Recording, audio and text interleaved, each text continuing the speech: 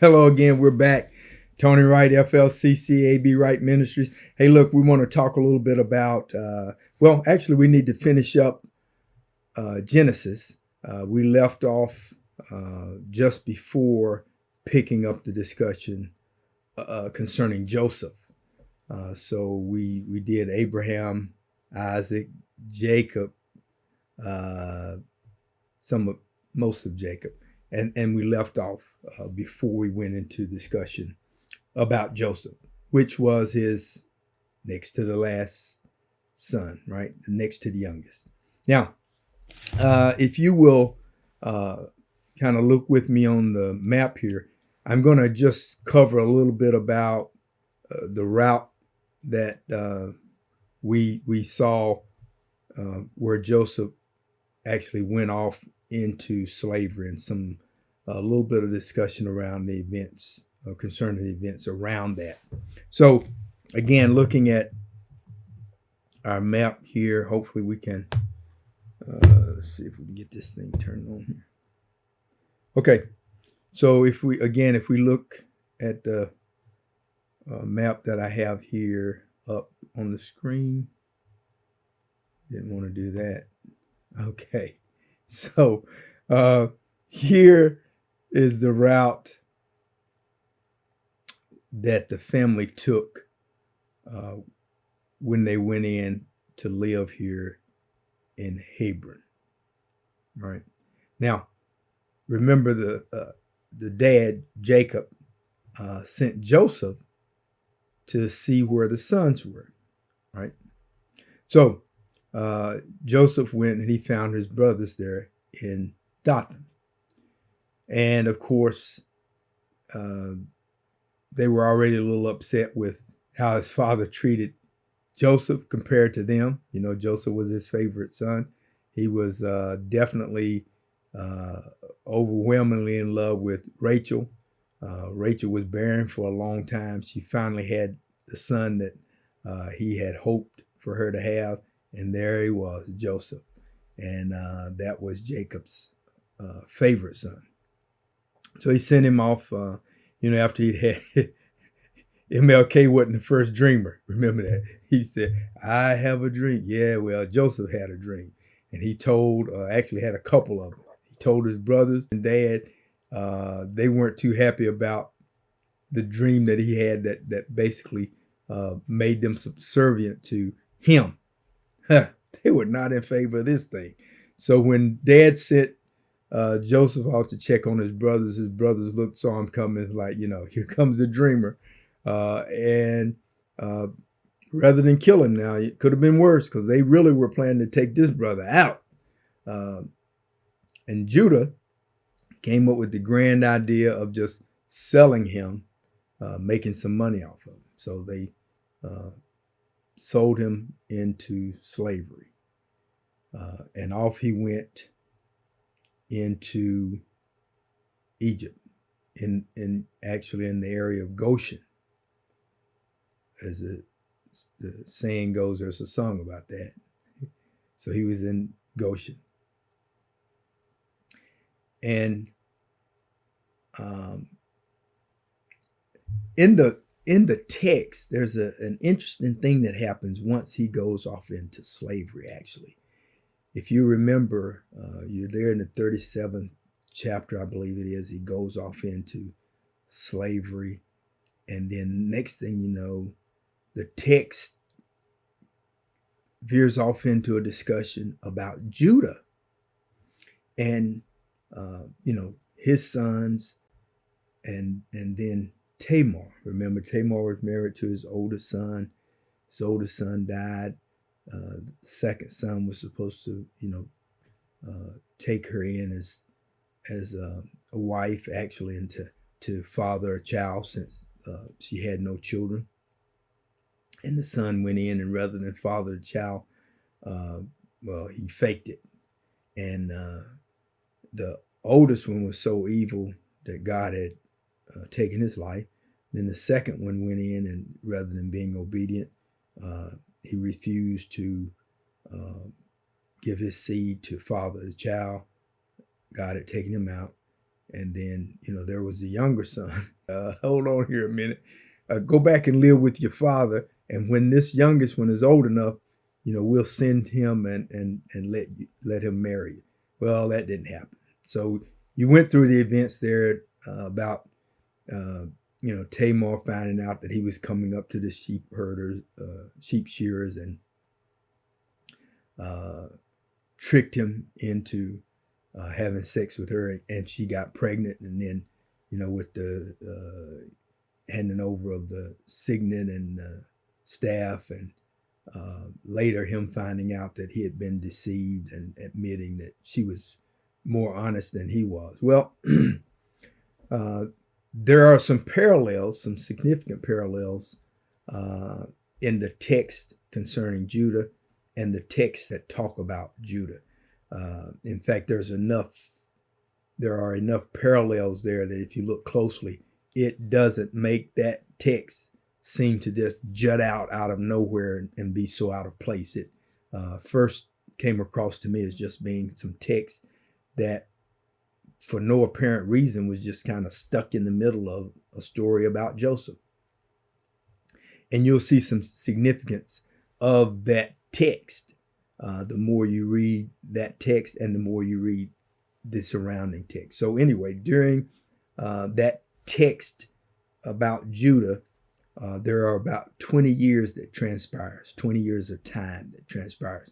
So that means that while Joseph is taken off into Egypt and sold into slavery, working in Potiphar's house, and really becoming a pretty prominent citizen there in Egypt during those 20 years.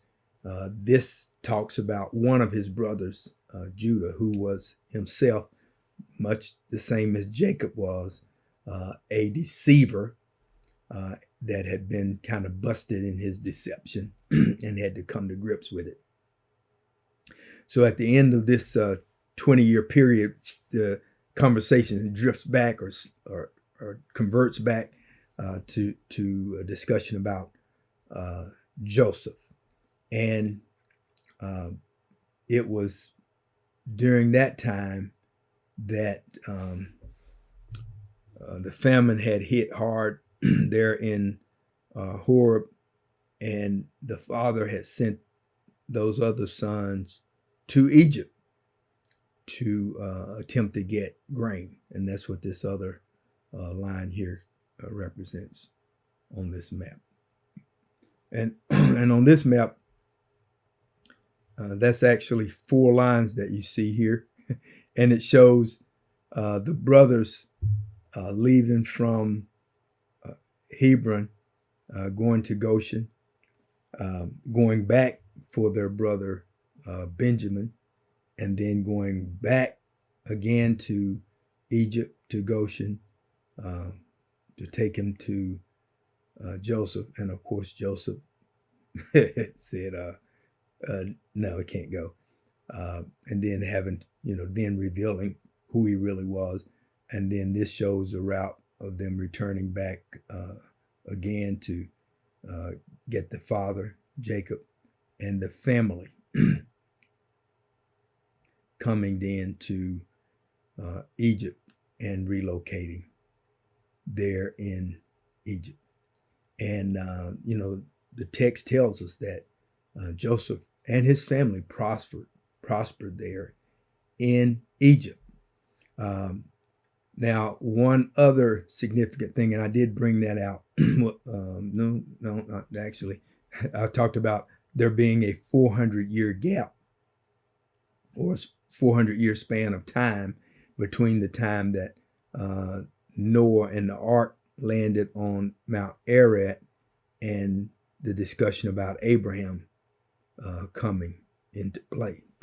Well, we have a similar thing going on here, because from the time that Joseph's family settles there in Egypt until the time that the next player comes on the scene that we're going to talk about, which is Moses, there's another 400-year span of time, just about. Now think about that. That's, as I was saying, if you think about the first African Americans coming to America, to the United States, in 1619, if that it was indeed the year, and then here we are in 2021, about 400 years of time. You're still talking about, as they count generations, and they count generations basically on a 20-year timetable, that's 20 generations. Think about that. Now, if I were to try to trace back to, let's say, my parents' grandparents, that would be 3 generations. My parents, their parents, and their parents' parents. Well, let's go another one. Their parents' parents' parents, right? So my great-greats, right? It's almost impossible for me to find out a doggone thing. I've been trying to do some tracking on that, but think about it. Go back 3 generations from where you are, and tell me how much you know about your great-great-grandparents or your great-great-great-grandparents. So 3 or 4 generations back, and what the lifestyle, what their traditions were, what the culture was like. Just go back to that time and think about in your mind how much you know about your relatives of 3 to 4 generations before you. Now think of how difficult it would be for you to know things that are occurring for your ancestors, for those people that came before you and your family from 20 generations back. And this is what we're looking at here, is traditions being passed down through the generations, through Noah, through Abraham, and down through Isaac, down through Jacob, down through all of these generations of people. And here now, after Joseph, and there's a gap of discussion, right? You don't really see what happened in that gap, because the next thing that gets discussed is Moses. But it still reaches back and connects what occurred at Joseph's time to what's now occurring in Moses' time. It's amazing. So then, it talks about Moses, and we know, about Moses going out and observing what was going on there. Well, first of all, he escaped genocide, because he was supposed to have been wiped out, remember, because the king had said that all firstborn or all males should be put to death, because he was concerned that these Hebrews were populating too fast, too rapidly, and they were becoming too powerful. And we're enough generations away that the Pharaoh, or the king that Joseph had, gained the confidence of, enough generations that passed that the current one, he didn't know anything about Joseph. And if he did, what he did know, he didn't care, nor did he care about, what the other king or other pharaohs had promised to Joseph or Joseph's people. All he knew is that here was a group of people, and they were becoming too powerful. And these people he had already, basically put into captivity. They were slaves, worked as slaves or served as slaves at that time. And, Moses was, based on the edict that had been put forth by the king, was to be put to death. But his mom, was of the Levite tribe. His dad was of the Levite tribe. His mom had hid him, kind of kept him secret for like 3 months or so. Then she couldn't keep him secret anymore. Put him in the basket, tarred the basket, made it kind of waterproof, put it in the river. Because at the time, initially he told all the maids that they were to kill any males that were born, and they refused to do that.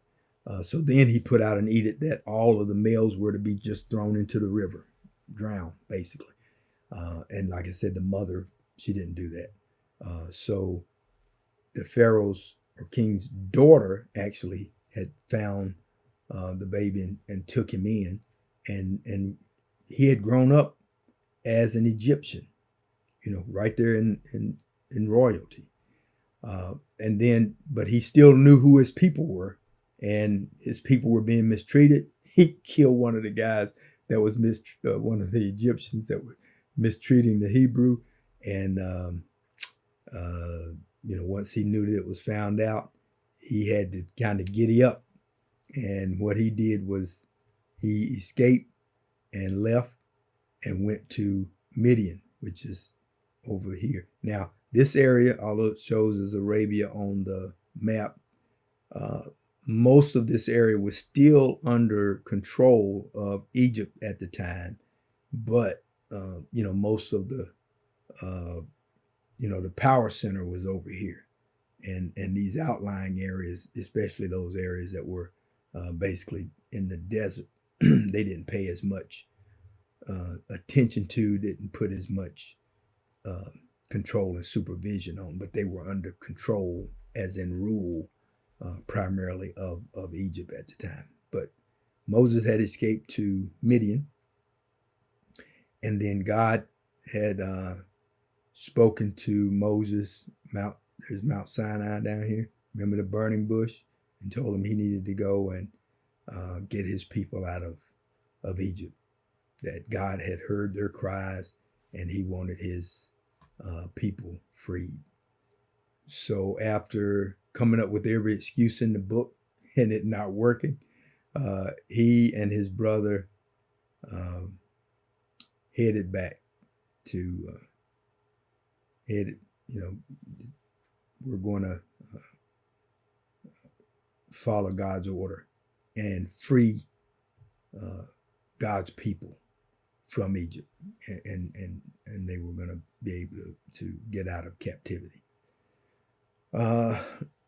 And God was going to do that through, remember, a series of plagues. Now, he had already told Moses that that Pharaoh wasn't going to just obey. He wasn't just going to do what he was supposed to.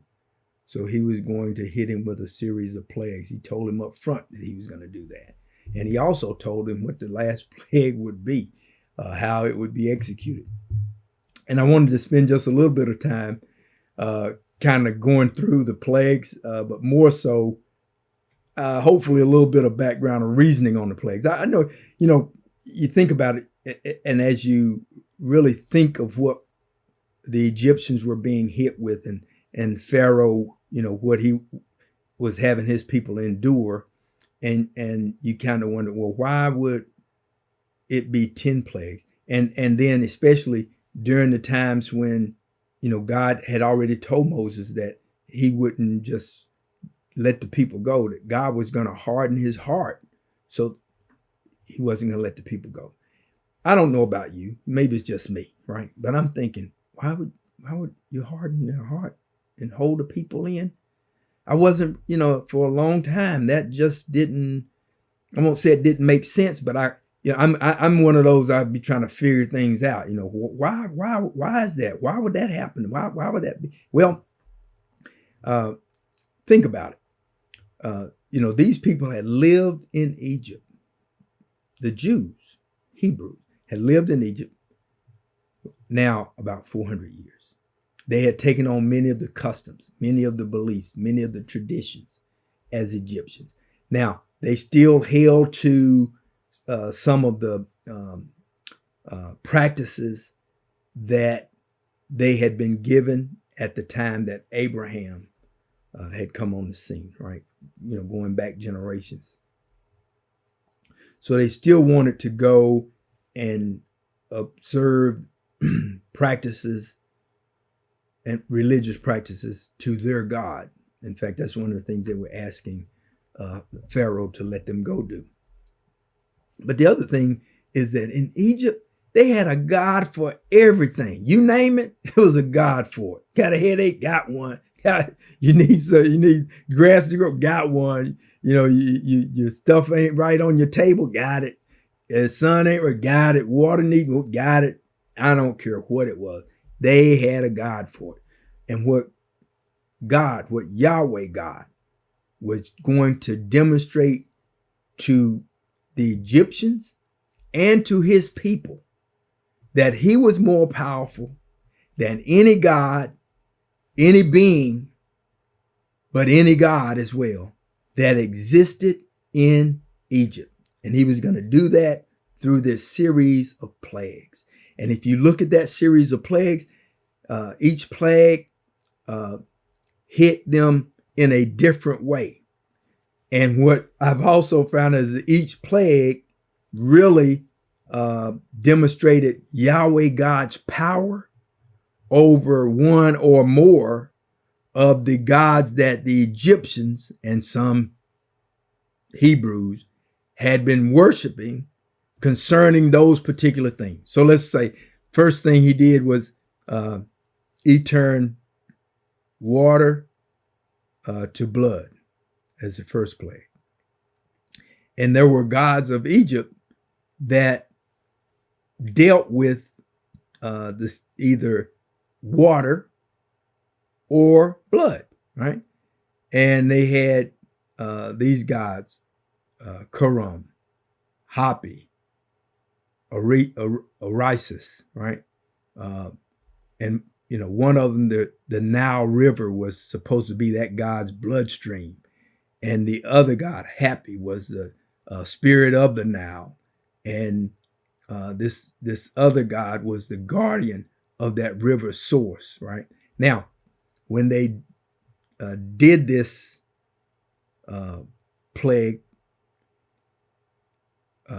Pharaoh had his magicians and match this demonstration, this plague that Moses had presented. Okay, that was one plague. Then they had a plague of frogs. And look here, you had Hapi and Heket, which were frog goddesses of Egypt. And then you had the lice, and there was Seb, the earth god of Egypt. And, plague after plague after plague, there was a God, that Yahweh God was showing his people and the Egyptians that he was the true God. So anyway, what you find out is again, Yahweh God overpowered these Egyptian gods, one after another after another. So he went through the fly god of Egypt. He went through the god that was associated with animals, with the bulls and the cows. He went through the gods of healing when he hit them with the boils. He went through the goddess of epidemics when he went through the boils. He went through the sky god and sky goddess, and the agriculture deities, the god of the atmosphere when he hit him with hail. He went through the Egyptian daily protector from the locusts when he hit him with the locusts. He went through the god of the sun gods. All they had like a half dozen or so sun gods. He obliterated them their powers when he hit them with the plague of darkness.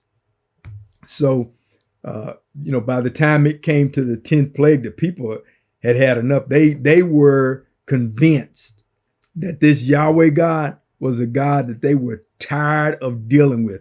Pharaoh had become convinced that this was a God that he didn't want to have anything more to do with. He was done with them. Just go. So here's I just wanted to throw this up there, a little bit of a chart or whatever, dealing with what we eventually go through as we go through the book of Exodus. Now, we already talked about the children of Israel being oppressed by the king there in Egypt, and they had been put into slavery. And then Moses, he escaped genocide. because they intended to kill him, but he survived that. And then ended up going into exile himself because of him murdering or killing an Egyptian. And then God saved Israel by sending Moses back and hitting Egypt with the 10 plagues. And then the children of Israel departed from Egypt. They crossed the Red Sea. God met them in the desert, in the wilderness there at Mount Sinai. And at Mount Sinai, they got God's law, which they were to obey. They did agree to obey his law, although we know now that their agreement was short-lived, to say the least. Here it is, Israel. They broke the law. Yeah, they broke the law a lot. All right, this says second chance. They had like more than a second chance. If he was just God of a second chance, y'all wouldn't be listening to me right now. So yeah, they had more than a couple chances. And then in the latter part of Exodus, God gave them the plans for the tabernacle. They were exquisite. Listen, if I had plans like that were that detailed in building a house, it was about half of the stuff in this house would not even exist. It wouldn't have made the cut. Listen, he went down to the nail on this bad boy. That was a tabernacle. That was a plan. You hear me? That was a plan. And then they actually built that tabernacle. And God filled the tabernacle. And remember, only those that were of the tribe that God had, had established would be the ones that would run, as in operate, the tabernacle. And that was from the tribe of Levi. So if you weren't a Levite, you could go worship. But going into the tabernacle to perform any function, it just wasn't going to happen. Zero. Hey, we're going to get up out of here for now, but we will be back. We're going to keep making it through this thing. Hopefully this extra little bit of detail is adding to what you're doing in your studies. But in the meantime, you keep reading, keep studying God's word, and please tell your friends, tell your neighbors, FLCC, hey, we refuse to be wandering around in the wilderness. Peace.